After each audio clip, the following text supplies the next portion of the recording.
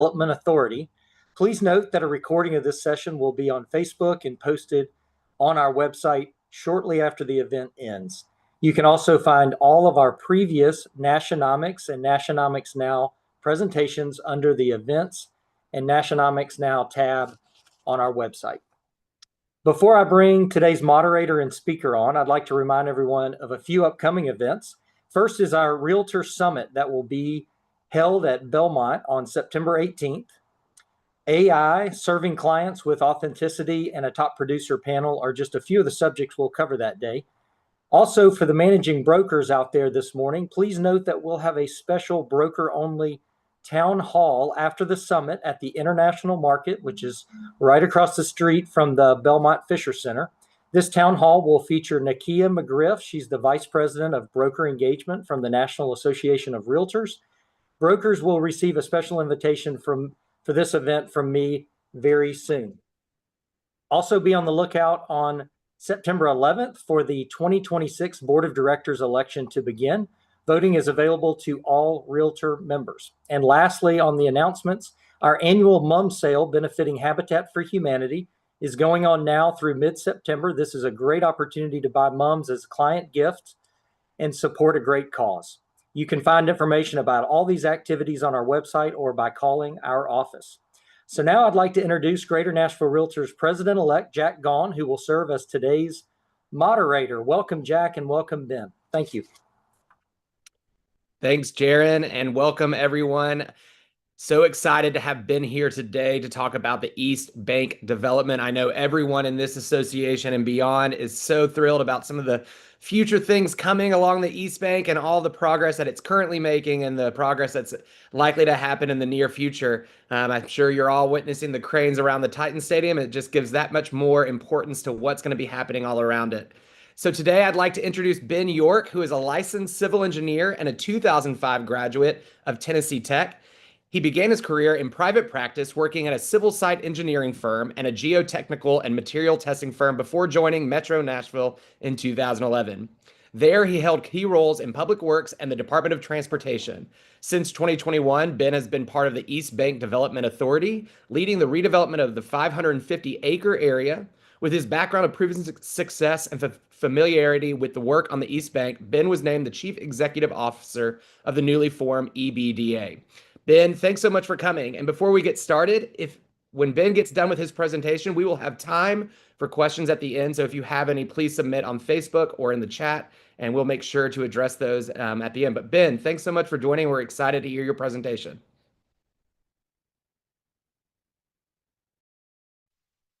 Good morning, everybody. If you'll bear with me a minute and let me get set in here with my PowerPoint. And Jack, I will ask, are you guys seeing the PowerPoint? I see the PowerPoint. Perfect. Thank you all for having me. Ben, it's on just like the editing mode right now. Well, it's in full screen of mine. So let me see.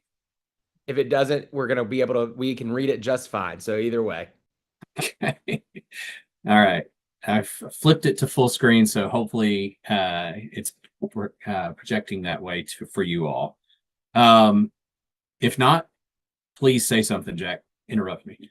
I appreciate everybody's time today. I do have a lengthy PowerPoint, and I tell people all the time, you can give me 3 minutes, or you can give me 30 minutes, or you can give me 3 hours.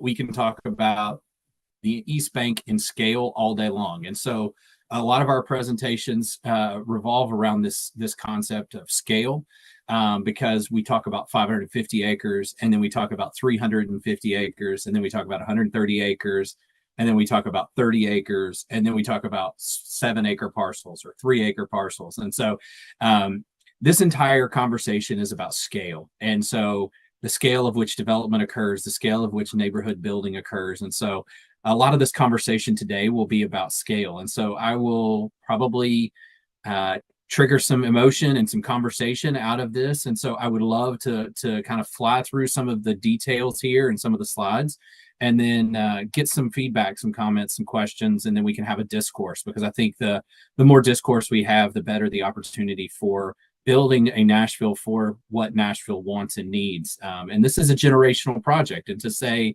in 2022, when we did the vision document, we got it all right for the next 50 years is probably a misnomer. To say in 2025 that what we put in the ground today is the be all end all is probably a misnomer. And so what we're looking for is the opportunity for scalability, flexibility, and building that into the design today so that it can grow with us into the future. And so with that preamble and rambling, I'll go ahead and get started.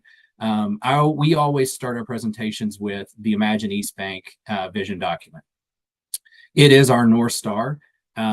Jack did indicate earlier, this is a 21-month process. The Imagine East Bank process started what we internally have called the East Bank Program Management Team. EBPM is what we refer to ourselves. And for several years, that was what we did. That's what we called ourselves. That was the entity, the group, the interdisciplinary group from Metro Water, Metro Planning, NDOT, Parks, various Metro departments, all interdisciplinary studies kind of pulled together to work on this, as planning was the entity that housed it. And so we grew this project out of that. And so knowing that we were going from planning and visioning to implementation very rapidly in succession, that was why the interdisciplinary team was so crucial and so critical to the overall adoption, really putting nuts and bolts to the vision document. And so this is our North Star. This is what we test all of our thoughts, all of our vision, all of our concepts, all of our decision making through is this meet our why? And our why is the Imagine East Bank vision document. We heard very clearly that there were 4 pillars of the community that they really pushed for. Hey, Ben, if you're moving your slides, we're not able to see them. I just don't know if you have moved them so far. Okay, I have. Okay. So I will just stay in this mode because That's I can perfect. tell where we Thank are. you. We see the 4 pillars now. Okay, perfect. So I will go back and just show this slide very quickly because this is the slide I was talking about. And then thank you, Jack, for jumping in. And so these are the 4 pillars that we got very clearly from the community. This is what we as Nashvillians want to see. I'm a native, lifelong Nashvillian, and I want to see these things for our city. I want to see these things not only for the East Bank, but I want to see these things kind of pushed throughout the county, the 550 square miles. And so we as a city decided that this was our tent pole. These are our 4 pillars of construction and visioning on the East Bank. That led to a master planned area. So this is the master planned vision for the East Bank. The Imagine East Bank vision stops at Jefferson. The area north of Jefferson is considered to be River North UDO. While it's not a part of the East Bank visioning document, it's also not part of the East Bank visioning document. It is something that is so crucial to the overall implementation and the overall success that it is by reference included in our work as the East Bank program management team. And so really quickly after the visioning document was complete and wrapped in October 2022, we realized we've got to start turning shovels. The stadium's already under construction. There's development pressure from private development. There were news releases about Oracle. There were news releases about an SP that was approved by the RMR group at the old truck stop, the Station East development. And so we started to feel this development pressure. We had to figure out very quickly what the mechanism, the vehicle for implementation was going to be. The state of Tennessee and the city of Nashville put together the legislation for an authority, which is now what we call East Bank Development Authority. So 24 months ago, the Development Authority didn't exist as a twinkle in anyone's eye. And we put it together with our partners at the state that passed state legislature, passed city council, and is now a living, breathing thing. As of January 1 of this year, they were having all of the board members appointed by the various respected groups. There are 9 appointed members of that board. 5 come from the mayor, 2 come from city council, and 2 are our state elected officials, being the lieutenant governor and the speaker of the house or their designee. And so those 9 individuals make up the authority's board. That authority is tasked with this vision that you see here in this illustrative plan, tasked with implementing the plan and bringing into fruition the concepts therein lie. And so we are, as an agency, overseeing the development of private development and public development. And so we look at it as a 550-acre master plan, and then we start to pull it apart into how do we go from this, which is a little dated because it still shows the truck stop, which doesn't exist. It still shows the existing Nissan Stadium without the current stadium under construction. And so how do we go from that to building these 5 neighborhoods? We have the River North neighborhood. We have what we call Jefferson and Spring. We have what we call Capitol Crossings. We have Central Waterfront, which is by and large the Metro-owned land. And then Shelby Bend, which is the area south of KVB, which houses the existing scrap metal site. And so how do we start taking that apart and start building in the scaling option of 550 acres becomes 30 acres or 50 acres or 49 acres, and start pulling it apart in palatable pieces so that it can be developed? Because any of these acreages on their own are almost impossible to do by themselves, but building them all at the same time is playing chess in 4 dimensions. And so we're working on that. And so just to kind of build in that scale comparison, we looked at this from a what Nashvillians know and what people can really touch and feel and understand. Some of these are very apples to apples comparisons because they're city building on their granular scale. If any of you were around in Nashville in the late 90s, when the Gulch started and what it was before it is today, it's 90 acres in their bid. And so that 90 acres has taken 50% complete and has taken nearly 25 years to get 50% complete. So when you're talking about 550 acres, we're not talking about a flash in the pan and immediate overnight. I'm old enough to remember playing SimCity. I remember, you just click on, you want a hotel there and it just drop in. And so this is not that. We're not having hotels drop in out of the sky. And so being intentional about how we construct and how we build. Then there's the Nashville Yards project. This is very much a project that has had an expedited construction schedule. And it's 10 years in its infancy, and it's nearly complete. I think they open the last buildings in the coming future. Then we have the Music City Center, which is the largest metro project to date until we started this project. And so looking at the opportunity to move this forward, I say we should probably update this slide. The completion percentage has now moved the needle slightly above 0 because we do have our first permanent residents. For a long time when we gave presentations, we said there's no permanent housing on the East Bank, no permanent residents. We do have our first residents moving into the River North development landings. And so having our first residents, having our first new dedicated commercial space. We have the Drift Hotel is open. We've had our partners along Interstate Drive, Mr. Dial and his hotels have been open for years. And so moving forward on that. And so where we are today is we're looking at this in development. And so for scale, we've started to pare down what we can control. We're now in a place where we are looking at the metro-owned land very intently, as that's the projects that are currently moving and currently working on pre-development and construction rapidly. We do meet occasionally and frequently with our partners elsewhere within the East Bank and moving their projects forward to completion as they do their pre-development studies and things of that nature. It's very rare in a city when you talk about billion-dollar developments adjoining each other. But in the East Bank, we talk about billion-dollar projects and investments on the regular. We have our partners in River North, Oracle. We have our partners at Station East. We have the stadium construction. We have the initial development area that Fallon is undertaking with the city. And then we have our partners at TPAC with a potential development within the East Bank. And that's not to mention all of the things that are coming that we haven't seen all of the investments yet. And so Metro is not a developer. The East Bank development team is not a development team. The development authority is setting ourselves up so that we can be the owner's rep, the manager of, the owner of property within the East Bank, as Fallon is our development partner. We went through a very long, arduous 8-month process with multiple development teams to select a team. Fallon was the chosen. They were offered these parcels, A through G, as development parcels. Fallon was selected through that process. They have helped us master plan what the East Bank looks like from a touch feel perspective, also through a land use perspective on the parcels that you see here listed in yellow.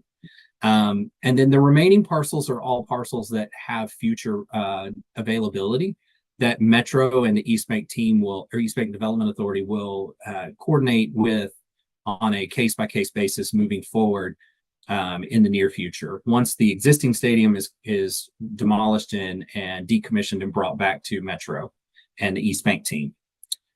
So Fallon's work really kind of started. This is an early snapshot of their land planning exercises. We'll walk through this and kind of go through it. This was what was selected by Metro. This is what was shown to Metro Council in their 230 meeting, their Section 230 meeting.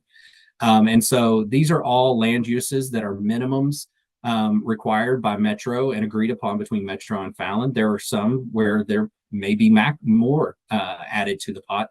But there are some minimums and some maximums in the master development agreement moving forward. And these are the land uses that within the 30 acres that Fallon and Metro have agreed upon. And so I won't read them to you, and this will be recorded, so you'll be able to dive back into this in the near future. But to highlight some of the affordability issues that we as a city are dealing with, we do have a total of 600 minimum affordable housing units within the 30 acres, and at least 10% of the additional. So anything above that 600 that Fallon builds at a market rate would have to be 10% of that would have to fall within the affordability matrix. Then there's caps and maximums on hotel. There is, and we do hope that in the near future, just like most of you and some of you, that the office market returns to a much more robust market. There are some triggers in there to allow for the office space to flip to other uses in the near future if they're not needed, warranted, or desired on the East Bank. To get a little bit more into the weeds on each of the parcels within the IDA and what the contemplated land uses are within that area, we have these shown here. Parcels C and G are the most imminent for development. Parcel C is the site directly south of the stadium, between the stadium and the Exxon and Shelby. If you're familiar with the area, it's the area that had the massive dirt mound for the last 8 or 10 months that has now been removed. It has the Sunbelt rental site on it now that will be relocated in the near future. That will be a true mixed use development. These renderings shown here have evolved, and I'll show you some better pictures and renderings of those in a few seconds. Parcel G is a 2-parcel site. Half of it will be an affordable housing, and the half on the eastern half of G, page north here, will be held for 10 years for a dedicated office facility. And so the affordable housing piece is under design. It actually went through MDHA's DRC, as this is in a redevelopment district, until the end of this year. It has gone through planning's DTC effort, which is where the zoning lies for this parcel, and is nearing a place where they're going to be seeking permits by the end of the year, with hopeful start of construction after the first of this year. And so moving forward, these parcels are moving at a much slower pace due to some infrastructure needs within the area, and some of the unknowns as it relies on Parcel E. Parcel E is the site that has been earmarked for the TPAC facility. We are, as a city, working diligently with the TPAC team and their design team on options for construction, infrastructure, land use, how they integrate within the neighborhood, because as you will remember, one of our tent poles and one of our 4 pillars was creating a neighborhood for Nashville and for Nashvillians. And so making sure that all of these land uses kind of come back to our North Star as all of our decision-making flows through that lens. Contemplated uses, these are land uses for A and B. These are north of the stadium. These parcels are impacted by things like James Robertson Parkway modification, which we'll talk about in a minute.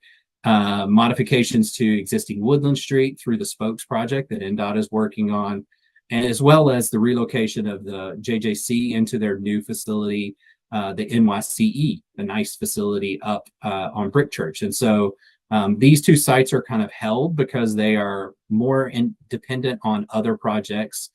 These are longer lead time items. These are probably mid 2030s at the earliest for their development. In early 2025, we started working with the Fallon Company, the planning department, on visioning for turning the concepts that we just saw over the last few slides into a more palatable, more design-oriented, less rendering and hypothetical, more on-the-ground details. That was termed to be a public realm framework plan. And so this plan really starts to dive into the, okay, we see the grand vision, but what does it look like, touch? What does it feel like on the ground as a pedestrian, as an automobile user, as a biker, as somebody who's attending an event at the stadium, as somebody who could be potentially utilizing the TPAC facility, or who lives, works, plays on this side of the river. And so we dove deeper into that with the Fallon team.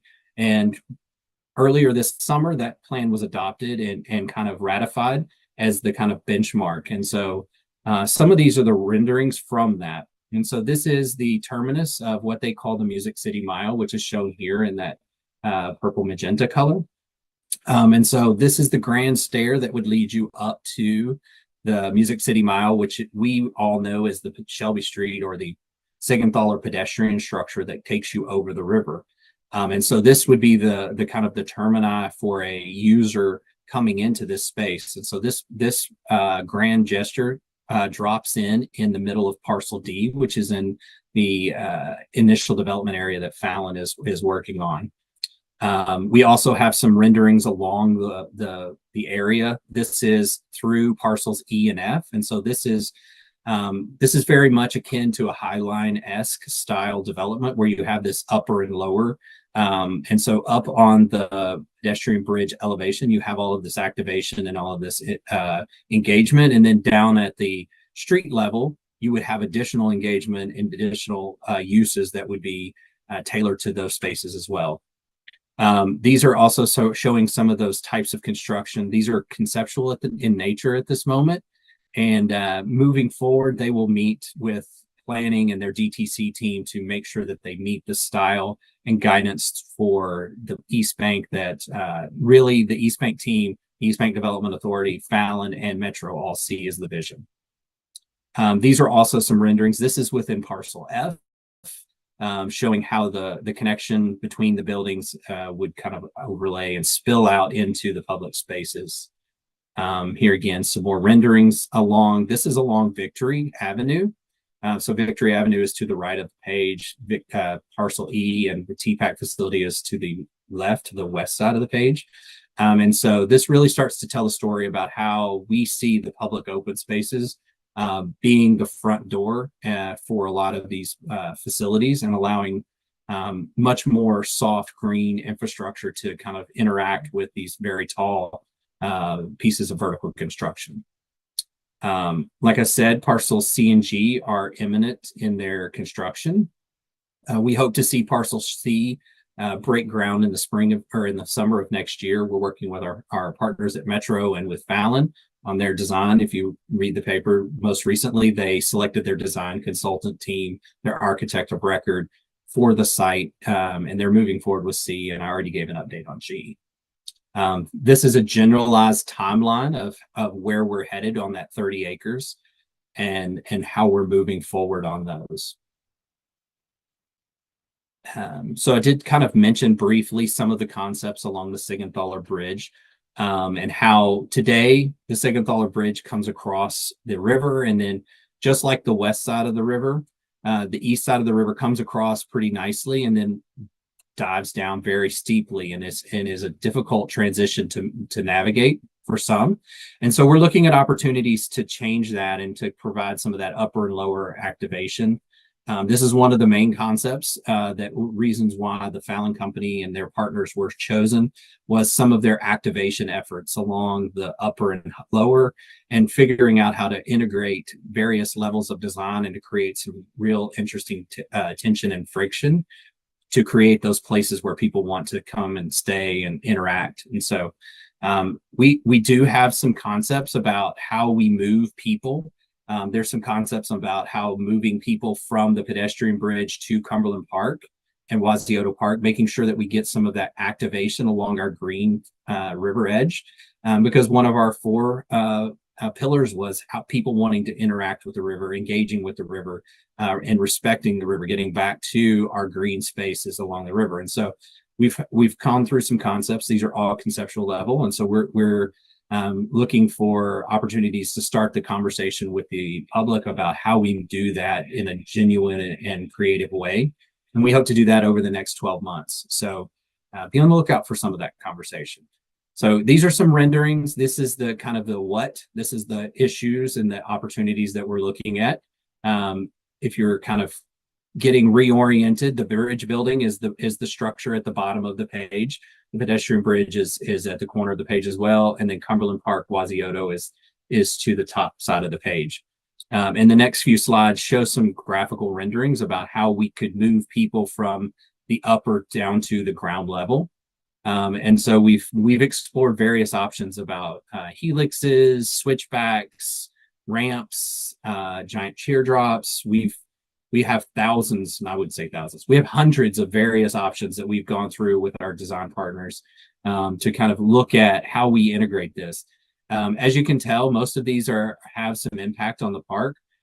We do know that Cumberland Park is an underutilized asset within the East Bank, and we look for the opportunity to refigure and reconfigure that area so that it is more engaging, so that we can introduce more people to that area, and getting people to touch that area, get into that area, and feel safe and welcomed and wanted in that area. And so we're going to explore opportunities for revitalizing that structure in that park space, that open space, in a meaningful way, so that people can get into that area more efficiently, more effectively. Okay, switching gears, certainly kind of leaving that scale of development for the Fallon Company and moving forward into what are things that are imminently in the works with the East Bank team and with Metro government as a whole. We are actively doing the environmental work for the East Bank Boulevard. We are actively working on conceptual level drawings in hopes to move ourselves towards detailed construction drawings. The intent there is to position ourselves in a way that allows us to be federally funding eligible, such that if and when grants are open to the public again, we, in a meaningful way, we will jump back into that fray with a project that is quote unquote shovel ready. And so that's our work effort at the moment. There's a lot of discourse going on about the concepts, the content, the location, the uses. And we, as the East Bank Development Authority, are the owner's rep for Metro government on this entity. And so we're working with Metro government to move forward the dial. And we are providing all of the technical expertise, the data, the subject matter experts within the area to kind of give Metro all of the decision points or data that they would need to make all of the decisions moving forward. And so we are working actively with our partners at Chime and at WeGo and at NDOT and in the mayor's office to ensure that we are meeting the goals that we have heard not only in East Bank development, redevelopment efforts, but also within the Chime initiative and the Chime program, making sure that our goals, our North Star, kind of do align with the goals of the North Star of that program. So the next few slides kind of illustrate some of the concepts and some of the data that we have gotten into with the Chime team, with Metro's NDOT, and with WeGo about what the needs are, what the development potential are on the East Bank. And so, like we talked about, the neighborhoods, really understanding what the neighborhoods are and moving forward with what can be built in there so that we can create a data driven solution.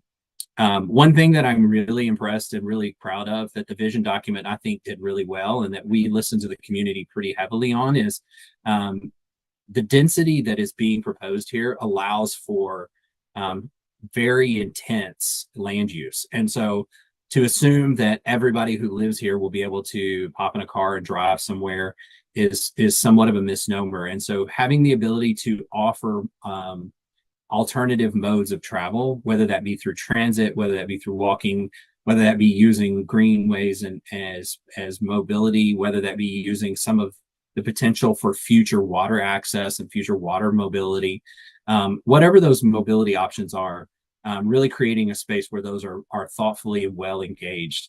Our bike facility network that we have proposed throughout the East Bank is some of the most dense in Nashville and potentially within the Southeast. I mean, we're proposing over 9 miles, 9.5 to 10 miles of bike facilities, dedicated, protected bike facilities within the East Bank.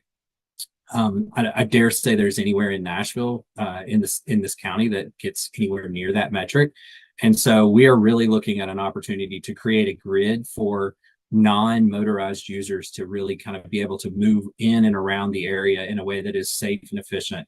That also includes moving east and west, north and south outside of the area through things like the pedestrian bridge that Oracle is building, through upgrades to Korean veterans and Woodland Street, and some modification to the James Robertson Parkway corridor, which is effectively Main Street.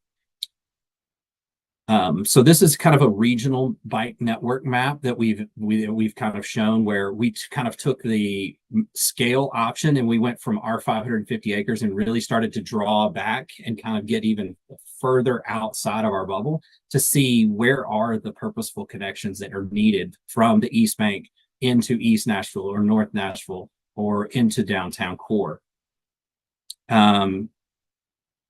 So the next piece of infrastructure that we're really actively pushing hard on is the modification to James Robertson Parkway. It was a vestige of decades ago infrastructure construction of turning Main Street from East Nashville into a connection into downtown and making that a seamless connection from the interstate into downtown to be able to move automobiles quickly and efficiently between the west side of the river and the interstate and Main Street. And so we as a group really need to figure out a way to get the Main Street portion of Gallatin Road back into the East Bank. And so we've worked very hard with our partners at the state to kind of fix this problem. As you see here, the East Bank is bifurcated by a wall of James Robertson. And it worked for decades because this was light industrial, and light industrial didn't need the level of access that the dense use that we're proposing needs. And so we've worked with our partners at the state to do some conceptual level coordination about how you make these connections.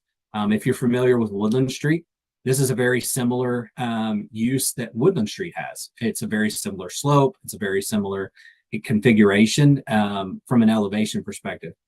We are still talking with our state partners and with Metro and NDOT about what the cross-sectional elements would be, continuing that Main Street feel into and through the East Bank into downtown Nashville and back into East Nashville proper. And I will stop there, and I will drop my sharing, and we'll pause back for Jack to give us the conversation on questions and answers. Ben, thanks so much. That was a lot of information, and I'm sure everyone that's watching, either in their office or at home, is really impressed with all the planning and all the development in the actual, I guess, the planning side of things has gone, and what looks to be some pretty soon progress that we're going to have in the next couple of years. I think overall there are some questions just in general. I think we'll start on a high level. Like, where do you see any of the hurdles or maybe the biggest things that are kind of in the way of the progress, actually starting and keeping going that momentum over the next couple of years?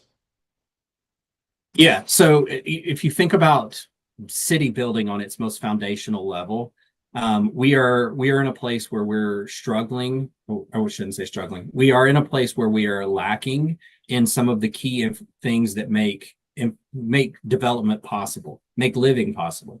We're having to go back and redo sanitary sewer. We're having to go back and rethink about how water is distributed throughout the area into these facilities, how things like communication lines, how those interact, how NES and their electrical grid is upgraded to facilitate this long-term investment, and making sure that those are foundational elements. And so while You don't see a lot happening at the surface. It's a lot like a duck. You've got all this interaction happening below the surface, because we're doing a lot of things underground.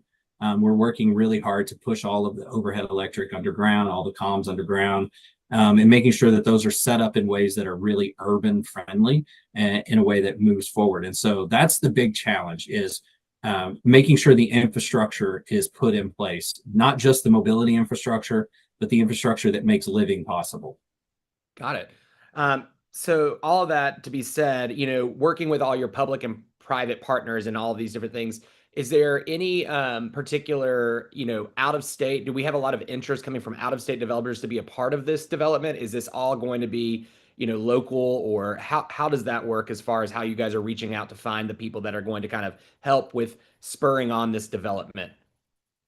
Yeah, no, it's a great point. We did so I will say Metro has a really good, Metro and the East Bank, we have a really good opportunity to control what we can control. We have 130 acres of land, 20-ish of it are underneath the new Nissan Stadium. We have 30 acres that we have gotten in a master development agreement with the filing company. And then we have an additional probably 35 to 50 acres, depending on how the right-of-ways and public open spaces kind of come in, where we have the ability to go in and be very selective about our dance partners on the development arms moving forward. And so I think there's an opportunity there as a city to break that down in a granular level and do these by parcel, or we can do these as a 30-acre or a 20-acre or a couple of 10-acre blocks, to really kind of select those teams.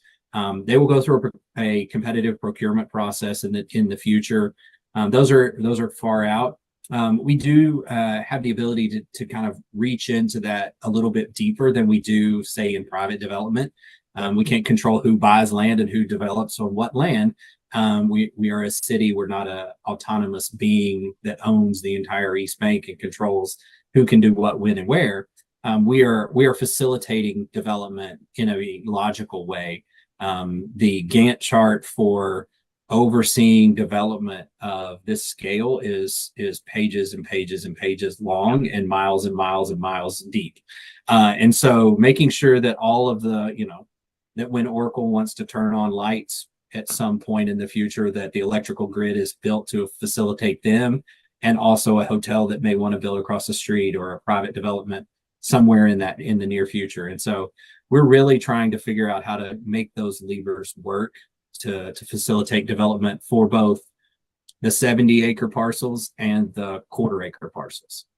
High level, how has the relationship been, or the collaboration with both the state and I know the Corps of Engineers has had quite a lot to say about some of the development plans and how close everything is to the river. How are those relationships progressing, and how do we see that collaboration kind of moving forward?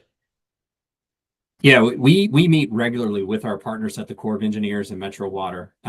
We have had a great relationship with them.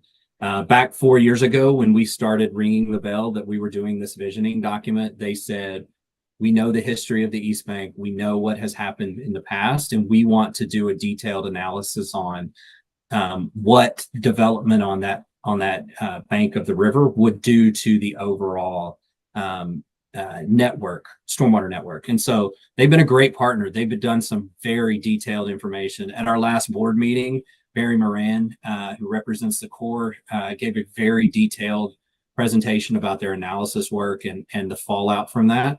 And so, yeah, if anybody's interested, that is a good place, a good repository for an update.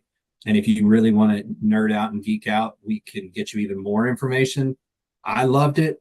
I was getting texts from people in the crowd like, this is way too much engineering detail. Who loves this stuff? And I was like, me. Let's do it some more.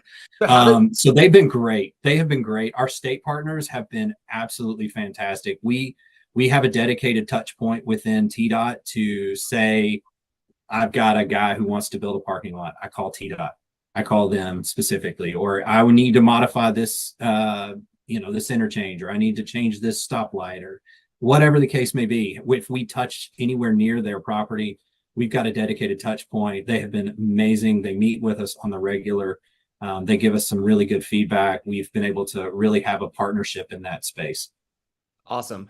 Yeah, I think I see a couple questions coming through, and it always happens. I think the last time I did this presentation with you, I know it's not really part of your East Bank development, but are there still the plans for the Oracle Bridge and the bridge off Davidson in the near future? That kind of, I think the Davidson one's further down, probably into the Shelby Park area. Are there still plans? And I'm sure that kind of goes with that. You're probably all having to deal with the Corps of Engineers and things like that at the same time. So maybe you have a little insight on that. Yeah, so I've gotten a master class in river planning. There are things since taking the role of CEO, myself and my partner in crime, COO, Anna Greider, we have learned things that we had no idea that we were ever going to learn. And so we've gotten a master class from the Corps of Engineers and the Coast Guard on navigable channels and construction over the river and things of that nature. And so the Oracle Bridge is still a thing that is being talked about. It's still a thing that is in the process of conceptual design. We talk with the Oracle team whenever they join us about the concepts and what is the metro need, what is the width, what is the what utilities do we need to carry across, what does NES need, what is the design parameters. They're still working on their permitting and getting some of their conceptual designs put together for the Corps of Engineers, and they're moving that ball forward. Great. Moving to a couple other questions. For the affordable housing aspect, are they going through the same metro? Like, what is the level of that you understand for what would be considered affordable? I know it changes and there's a scale based on when that timing actually when it actually comes to fruition. Affordable could be different at that time. So just from your understanding, what is our basis and our guiding principle for the affordable housing aspect? So the affordable housing benchmarks are all locked into the master development agreement. Those things have all been negotiated out within the Fallon deal. And as everybody knows, within the metro-owned land, we have much more ability to coordinate with those development partners on what the affordable housing benchmarks are. We've been working very closely with the housing experts within the planning department on what affordable housing is. There are very clear, and as you're all very aware, very clear guidelines in the LIHTC credits and in the affordable housing credits and grants that are laid out there. And so we are working with those partners to ensure that the Fallon company independently right now is working to meet those in a way that is meaningful and crosses the line on the MDA that they signed with Metro government. Great. That's awesome. I think some people, it was going so fast and so great. Can you give us what we should look forward to as the most, coming, soon things, and like where to be even looking with our eyes physically at Nashville, that we could start seeing things? As you said, I think you saw next year we'd start development on the south side of maybe the Titan Stadium. So just kind of high level, what we should be looking for in the soonest way.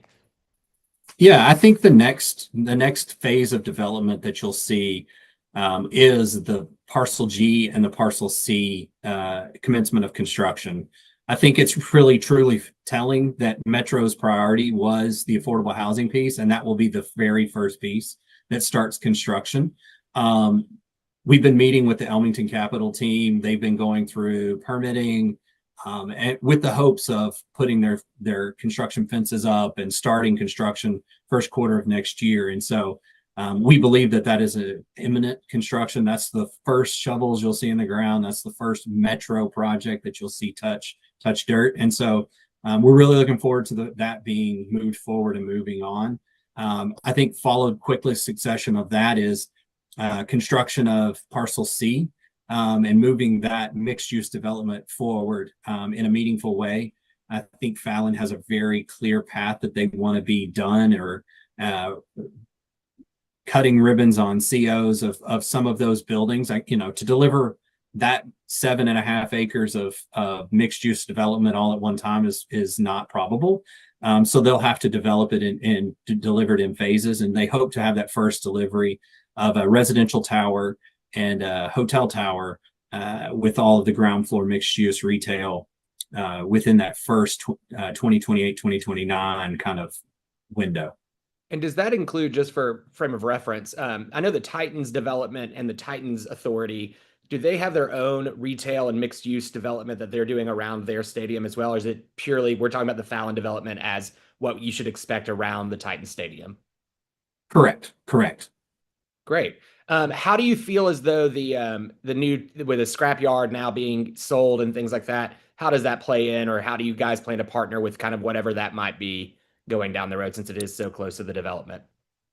Yeah, that area is within the authority's purview, and so we look forward to the opportunity to get to know that buyer, to figure out what their end goal is, what their opportunities, what their desires for that area are.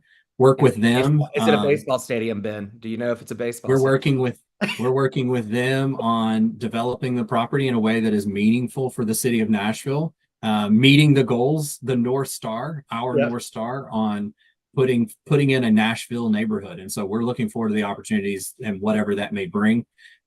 You said baseball. I don't know anything about baseball. For the record, nobody here will break any news about baseball. You know, Yeah, so. of course. I always have to throw it in there just because it feels like it's just that circling thing all the time. Ben, tell us as we, wrap this up, how do our association, our members, how do they get involved? How do they stay interested? How can they, participate in making sure that they're, whether it be their voices heard or just even, making sure they're spreading the good word of like all the things that you guys are doing when we can't see it, it's underwater, kind of thing. So let us know how we can help.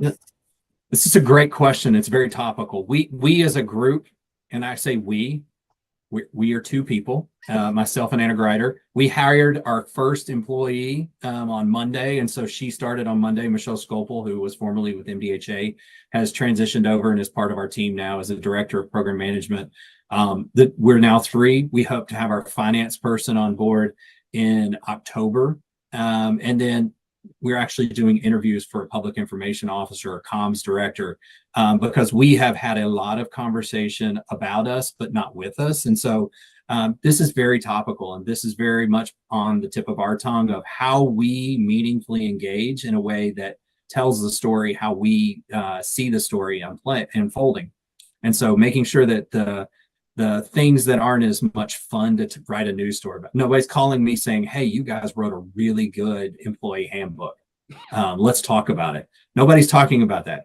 Nobody's calling saying, wow, that NES duck bank, that stuff is legendary. So nobody's writing stories about those things. And so we're making sure that we can get our message out and get that in a way that is meaningful and fruitful. We're looking at opportunities to increase our social media presence, ways to increase our vocal relay, whether that be through weekly or monthly or quarterly email blasts, through a newsletter. We're really waiting to get that PIO position filled, but we've started brainstorming in the background. Like, we need to figure out a way to do a better job of relaying the good that we're doing, spotlighting a lot of this conversation like we've had here today. What is Fallon doing? Where is Oracle? Are we moving forward on the Ped Bridge? Things of this nature. And so being able to be on our front foot a little bit more and intentional about the messaging, we are working on that internally. So very topical, great question. I don't have a great answer for you right now, other than to say TBD and stay tuned. And when we do get that, we would have you guys as an interested stakeholder, that Jack as the president, oncoming president, we would make sure that your group and your team are aware, and you can disseminate that information out to your body as needed.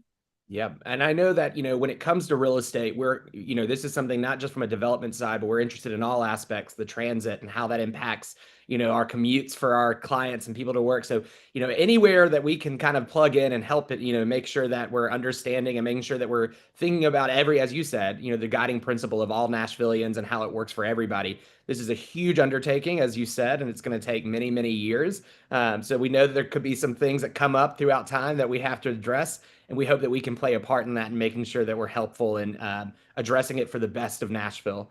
Ben, is there anything you'd like to leave the group with about, the East Bank, what we should be excited for, anything else that you haven't already touched on? And again, if I'll tell everybody this is my third or fourth time seeing this presentation, and every time there's new slides and new things. So I can't wait for the next iteration of this with, the Music City Mile, things like that I didn't know about from the last time, and getting further information. So I assume there's opportunities for us to keep, plugging in or finding you where you'll be giving these types of presentations over the next few years. Yeah, absolutely. We look forward to community engagement. I mean, this is one of those things that as I sit in interviews with PIO candidates, I say, look, we got to be on our front foot. I need you to come up with a communication strategy that is effective, that is thoughtful, that is meeting the community where it is, not saying, hey, community, this is where we are, come see us. It's getting into, what we know the community needs and what they have vocalized to us. And so trying to meet them where they are and have those conversations in a meaningful way. We look forward to the opportunities. Like I said, we've been a little bit snowed under as two people trying to stand up, selecting insurance plans and, retirement benefits and, writing SOPs and visioning statements and things of that nature. We've been very in the weeds on some of those things. And as we start to gain staff, we'll be able to pull back out of, approving invoices for people and writing procurements and start to kind of dive back into some of these core principles that make what we do so exciting. Because I dare say there are any people in this city or state or country that are as passionate about this project as Anna and I. We've been around it since infancy, and we really look forward to kind of pushing this forward, creating something that is of value to the city. One day when I can have grandkids and I can go to eat at a restaurant and my kids are telling their grandkids about how we as a city developed this. We as a city thought this up on a piece of paper or an onion paper to now it's, multiple high rises in a place that people want to live.